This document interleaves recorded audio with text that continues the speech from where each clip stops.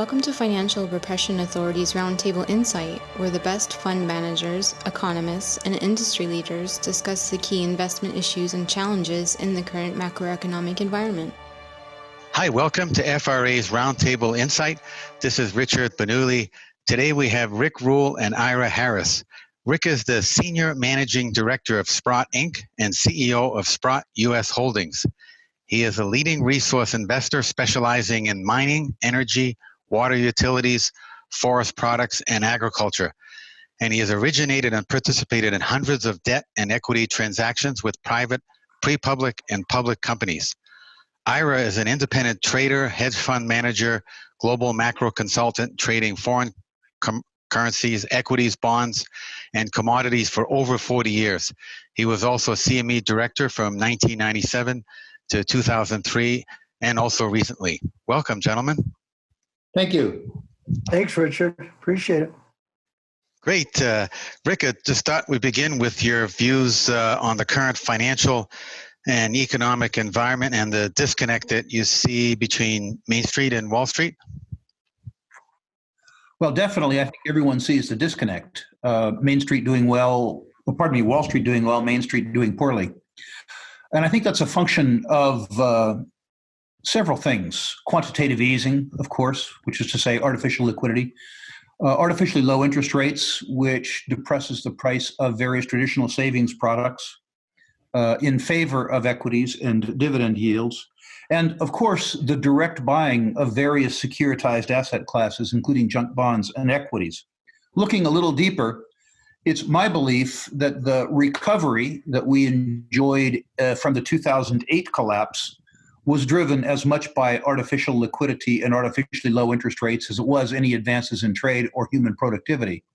So my suspicion is that it's likely that the gap between Wall Street and Main Street unfortunately closes in Main Street's favor rather than Wall Street's favor, which is to say that Wall Street probably declines rather than Main Street advances. I am still of the belief that we need to unwind some of the excesses that we enjoyed in the recovery, and I don't believe that the deleterious impacts on the economy that came about as a consequence of the precipitous shutdown of major parts of the economy by the COVID-19 virus have been priced into equity or debt prices yet.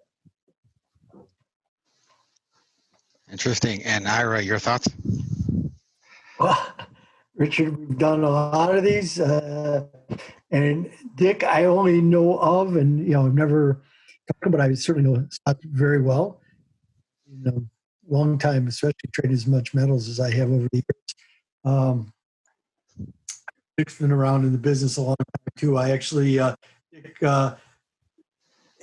had the ability to learn quite a bit from Jim Sinclair, if you remember. He's still around, Jim, but Sure. He's a huge so there's not. I'm absolutely of that mindset. Wall Street certainly did well at the behest of the Fed by design. Don't think there was anything but by design, because as this site that Richard that you're on is financial repression. When financial repression is a course of policy, people forget that, and it's no different than when Russell Long used it when he was the chairman of the Senate Finance Committee, and he said the way tax policy works is everybody comes forward and says, "Don't tax me. Don't tax him, don't tax me, tax the person behind the tree." Well, financial repression works the same way. Somebody is going to pay the piper.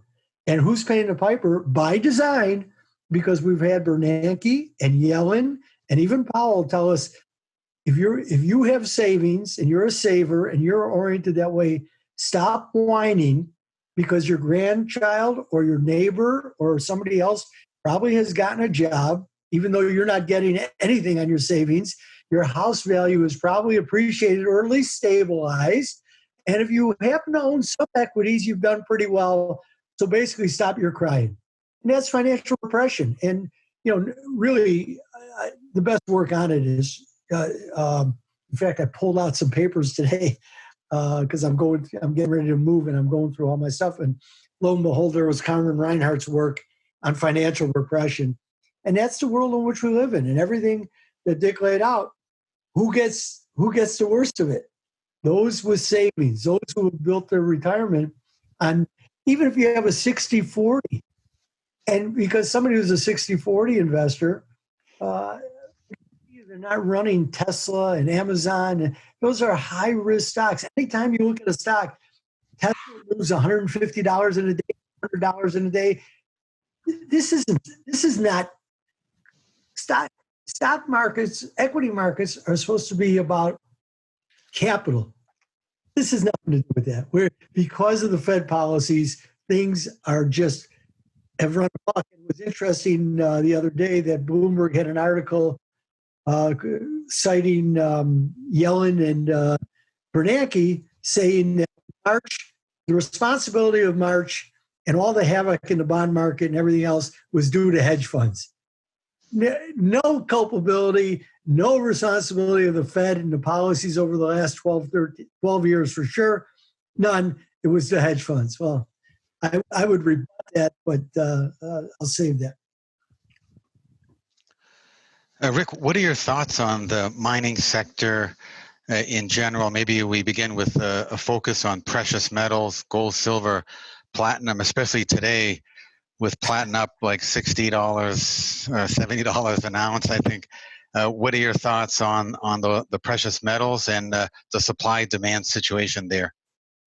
Well, if you constrain me to the precious metals to begin with, my outlook is very bullish. I believe, with specific regard to gold, that the wind is really truly in gold's sails. In my experience, the determinant of the gold price is the market's faith or lack of faith in the ongoing purchasing power of savings instruments denominated in fiat currencies.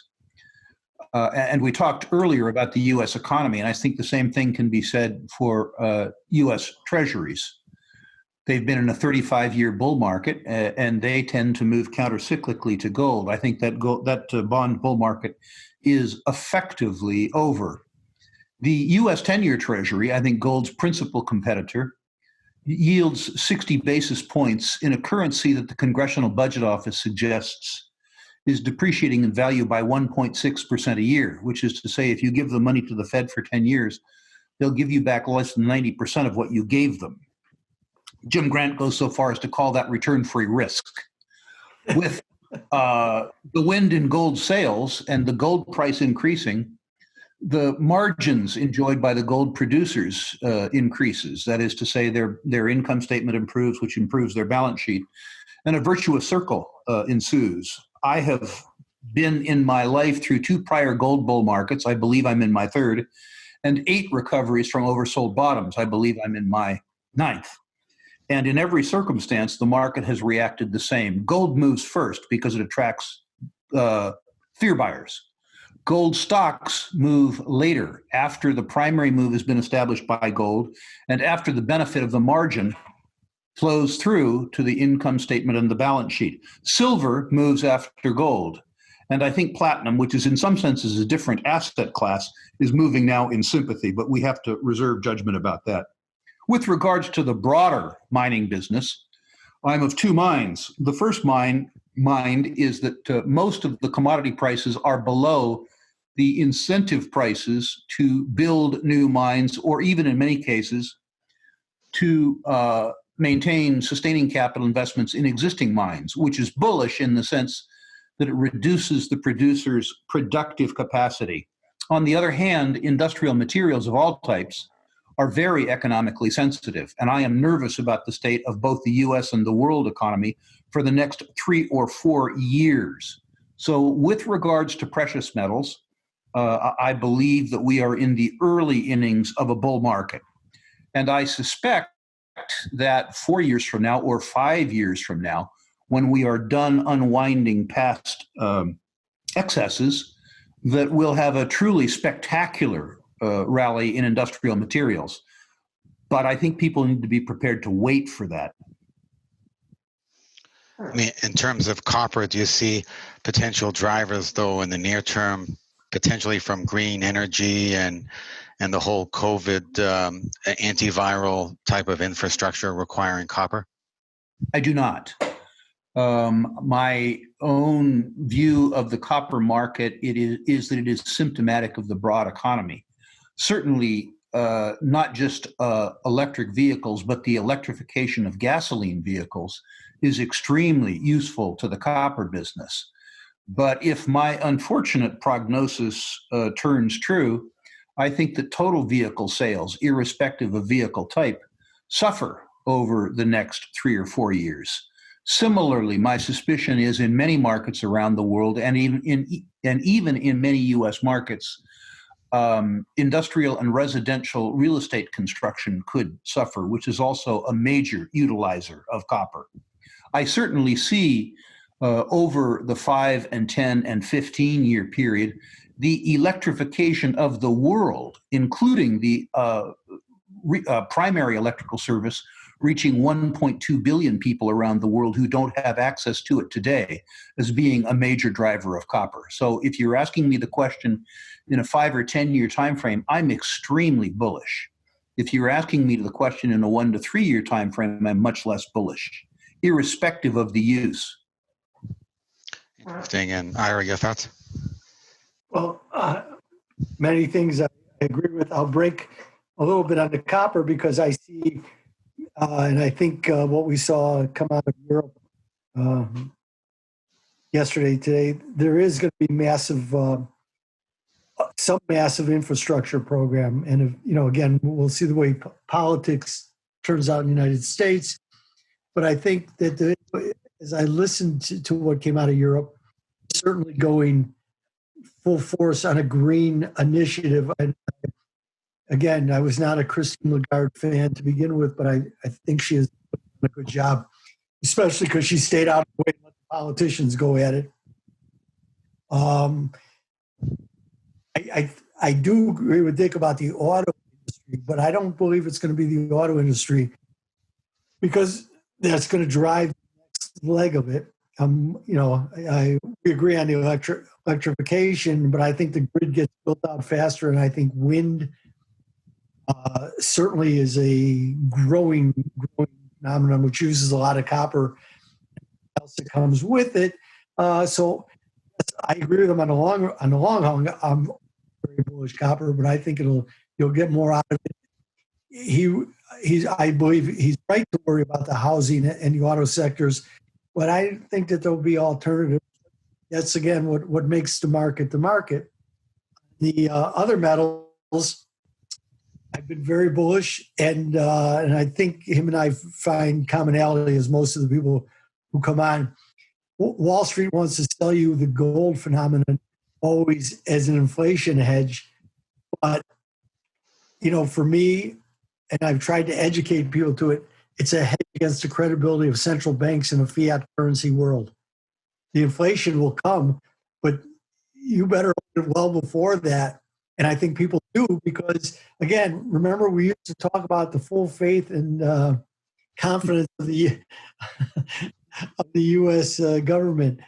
Well, and it's not just this period. It's certainly for decades already. We've lived well beyond our means. We've gotten away with it because of the reserve nature, or what the French in the 60s was Jacques Rueff, and the exorbitant privilege the United States had, and we were still living on it. But I think we're getting close to the end, and I think the world has grown tired of the sanctioning. And so, Richard, I probably 3-4 months ago started talking about a bearish dollar scenario. After I dated it to when Wolfgang Schweibel did a pivot on May 24th and 25th, and I think I was on the following week with you. I was very bearish the dollar, and yet I was running into all kinds of dollar bulls, citing at me the shortage of dollars in the world to meet all the borrowing. But I think today you saw a classic case because the dollar has been weak over the last 3-4 weeks. But today you saw how it manifests itself in many other ways. And I've maintained that the last leg of the equity rally will be based on a weaker dollar. Now people go, oh, a weaker dollar. But as I explained to people, if you go and look at the 200-month moving average on the euro, it's up at 125. So whatever weakness is taking place in the dollar now is nothing. But I do believe it's helping the precious metals, especially the gold, because the gold for the last several years has been, and as I've blogged about, it's been long gold and short the euro, short the Swiss, even short the yuan, short the yen. It was against fiat currencies, but it held against the dollar. Now the dollar is the next leg to fall to push the gold to make all-time new highs, and we're just beginning. I think this concept of the dollar shortage is nonsense. I think if the Fed could talk about the dollar, they would wish for a weaker dollar, because a weaker dollar would help lift inflation, which is what they're trying to create, because where central banks are, and it would alleviate a lot of the initial pressure on repaying dollars, especially from the emerging markets. And if you get a commodity price boost with it, it'll alleviate even more of the stress on the emerging markets. So gold is a very, very important element here. Rick, what are your views on the U.S. dollar and potential targets of the U.S. dollar, short, medium, long term, as well as on the precious metals, gold, silver, platinum? Do you have potential price targets? At 67, I'm too old to tie myself to specific price targets anymore. I'm tempted to say my short-term track record is unblemished by success. Answering the question in a general sense, I think you need to say compared to what? I don't think that the U.S. dollar is absolutely strong, but I think compared to other fiat currencies, it's relatively strong. My friend Doug Casey once described the U.S. dollar as, quote, the prettiest mare at the slaughterhouse. And while I think that's a bit extreme, I think the strength that's exhibited in the U.S. dollar is not so much a function of the strength of the U.S. political system, the U.S. economy, U.S. society, but rather the relative weakness of the yen, the yuan, the euro, and the collection of baby dollars from around the world. I agree with the sentiment that the exorbitant privilege that we have enjoyed over the last 40 years is one that we have abused substantially. And people around the world are tired of giving us a carried interest, irrespective of our relative advantage. And my suspicion about that is that one of the beneficiaries will be gold. I want you to note, however, that I'm not one of these sort of dyed-in-the-wool gold bugs who believes in the collapse of the U.S. dollar, the collapse of U.S. society, and the return to the gold standard. I would point out that gold and precious metals related assets are believed to comprise between 1/3 and 1/2 of 1% of total U.S. savings and investment assets. I have been told that the 3-decade mean is between 1.5% and 2%. What that means is that if the forces that are challenging the U.S. dollar now continue, I believe it's likely that gold returns to mean, which would triple or quadruple demand for precious metals and precious metals related assets in the largest savings and investment economy in the world. So the US dollar relatively rather than absolutely strong, gold likely absolutely strong, using reasonably conservative demand parameters. Mm-hmm. And very interesting. And your thoughts, Ira?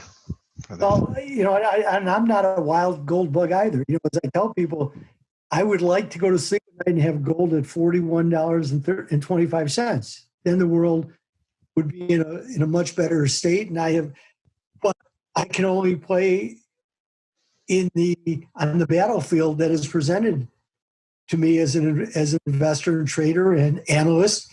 And I've had to, as Dick has and everybody else has, honestly, the malfeasance of policy, especially in United States, but of course around the world, which is why the dollar has held up stronger here because currency trading is always a relative.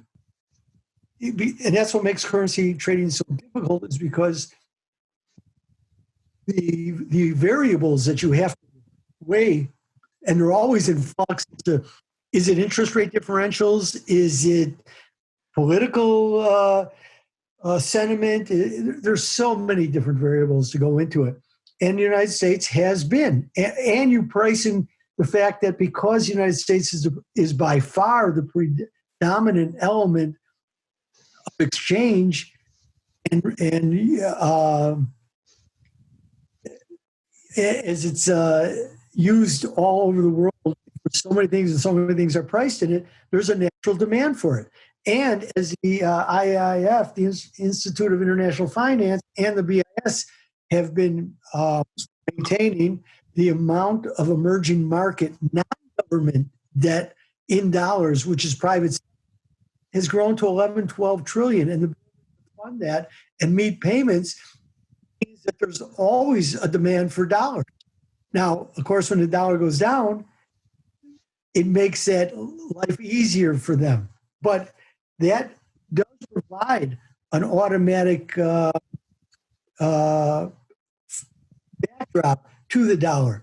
But as I lock with some people of late, everybody talks about, well, the dollar is the reserve currency, the dollar is needed for transaction.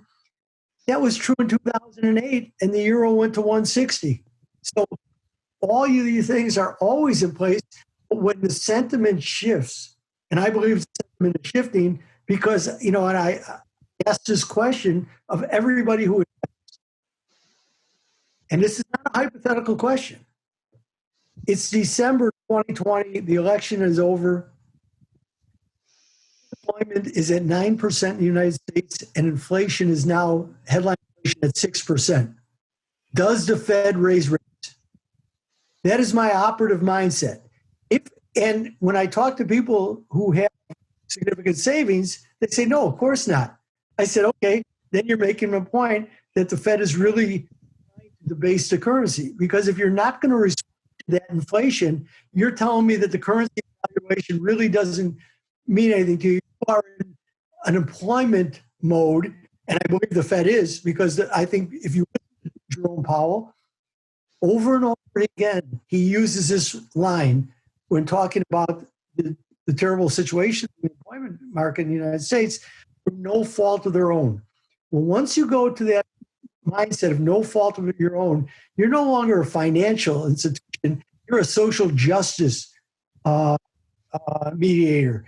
And I think that's where the Fed has placed itself, which is why I'm as bearish on the dollar as I am.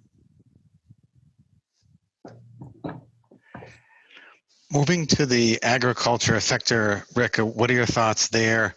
Do you see supply chain disruptions caused by COVID as affecting that in terms of pricing of agricultural commodities? I do. I'm concerned about agricultural pricing given increasing economic nationalism around the world. Restraint of trade, in fact, makes everyone poorer, although it might enrich certain interest groups. I will say that despite a relatively cautious outlook on soft commodity prices, I have been a steady buyer for the last 12 months of very high quality farmland in the U.S. upper Midwest.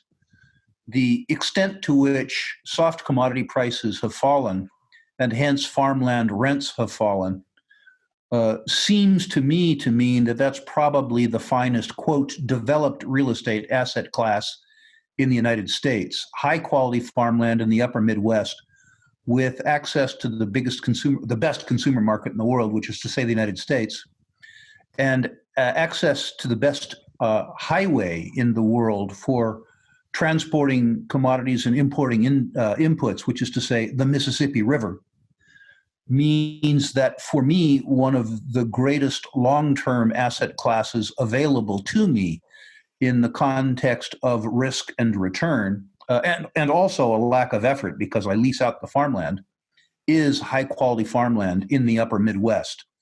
Longer term, I'm also bullish on the inputs industry, which is to say fertilizers, fertilizer producers, and agricultural mineral producers.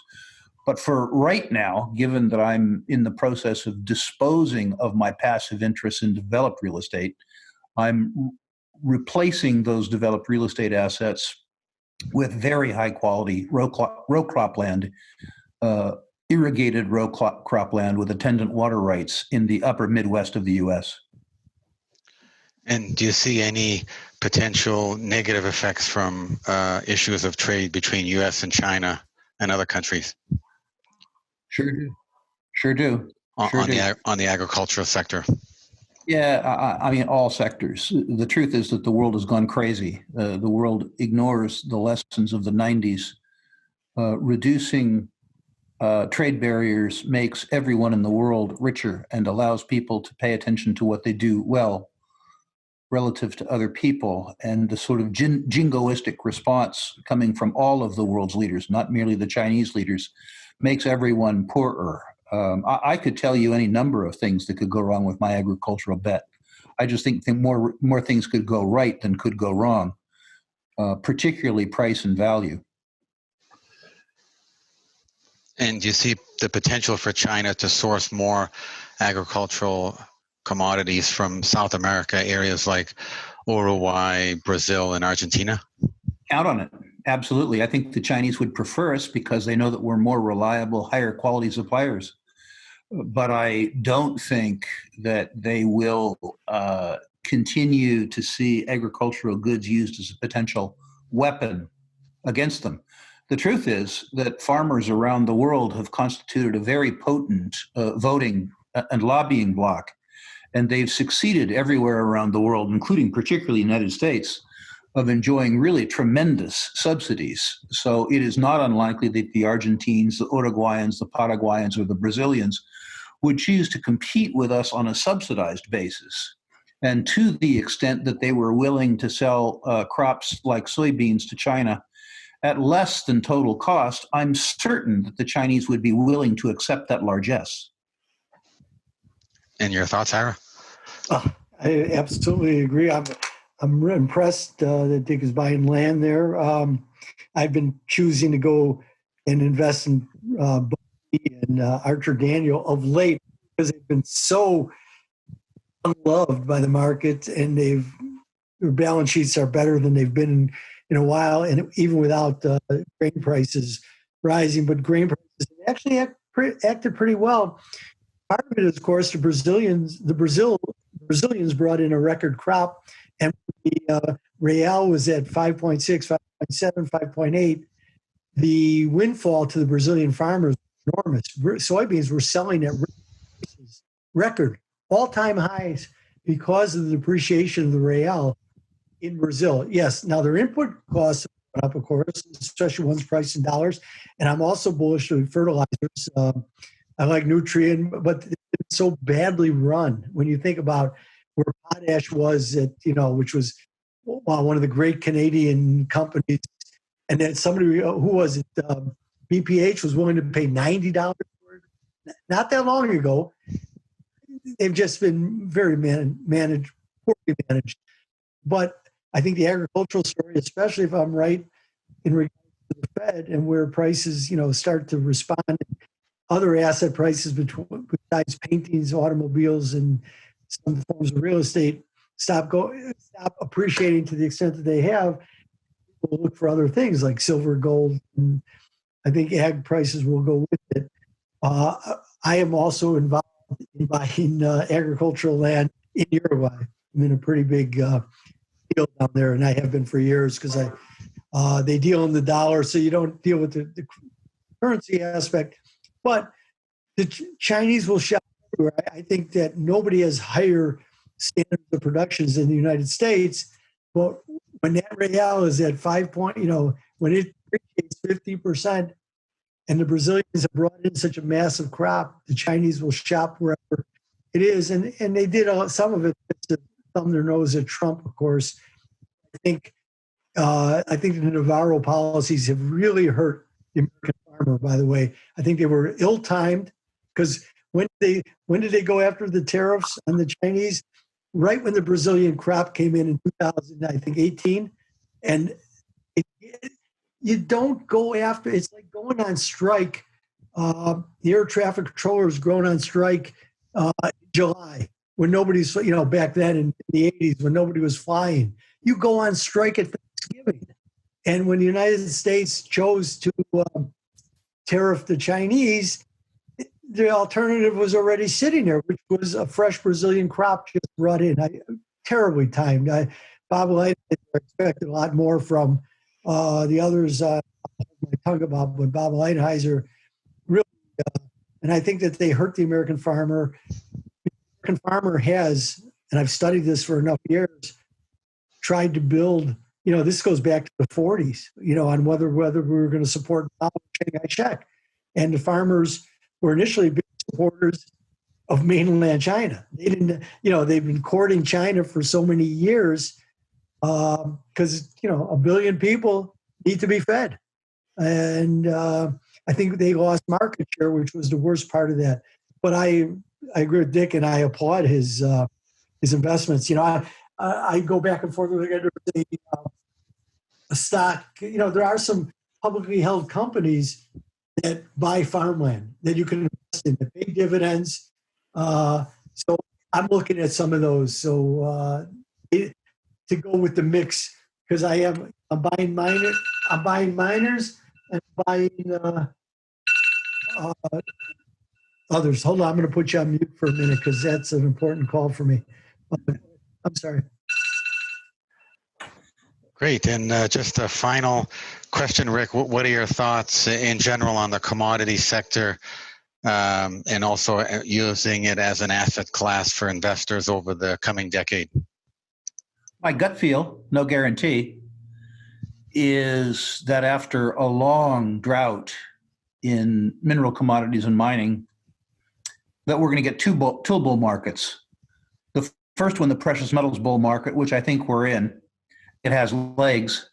And then later, 3 years from now, 4 years from now, I don't know, a general industrial materials bull market, including things like copper and uranium and nickel and oil and gas.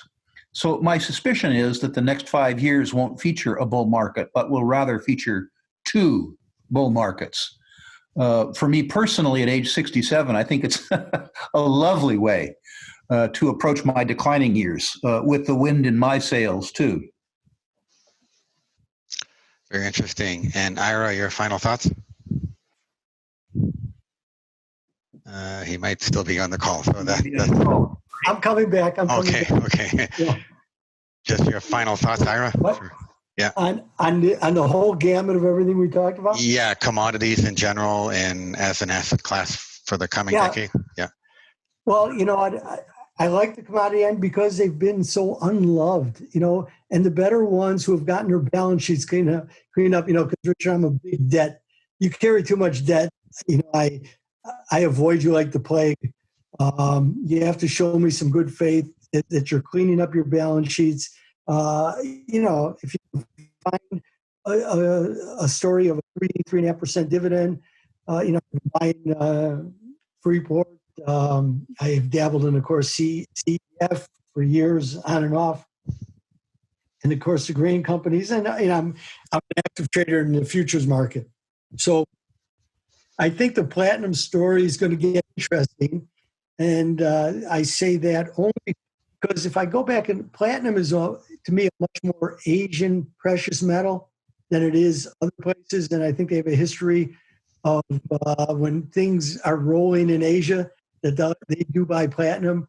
If you go back and look at 2008, when China really stepped it up to help bail out the world, that's when we saw platinum all-time highs. The platinum gold spread made its all-time highs. So if Asia is starting to get itself together, I'm looking for that. But I would like to ask Dick if the shortages that we saw in March and April, especially. Well, I was on the CME board then. I'm not now, so I can discuss it a little more freely. But is he anticipating seeing any more of those shortages due to massive amounts of delivery taking place from large investors, be they sovereign wealth funds. And then I'm going to ask one more question, but whether he sees that. At Sprott, in our physical precious metals trust products, we've added AUM very rapidly this year. And while there were widespread shortages of retail gold and silver product, 50 gram and 100 gram product, we were able to buy as much as $50 million worth of precious metals a day, admittedly in gold in the 400 ounce product, and admittedly more commonly in London. One of the problems that the US physical market encountered was, first of all, unprecedented demand for retail mintages, but also the shutdowns of the refining and minting industry in Switzerland, which has made its living melting down 400 ounce product into retail sizes. So we had a strange circumstance. The other subject that you talk about is a little above my pay grade, which is to say the imbalance between the paper market and the physical market. You would know better than I with your familiarity with the exchange, but I know that there are some days when the paper market trades 100 times the total availability of in-system inventory for physical delivery. It's difficult for me, not being from that industry, to understand how that's possible. And the fact that it does occur is something that has kept me out of the precious metals futures market for years. I try, sometimes futilely, not to do things I don't understand. No, it's a great answer, and things that I do know. But the one last thing that I think about with the metals market, and it kind of surprised me that we haven't heard, with the IMF pressing to increase the amount of credit and cash they have available.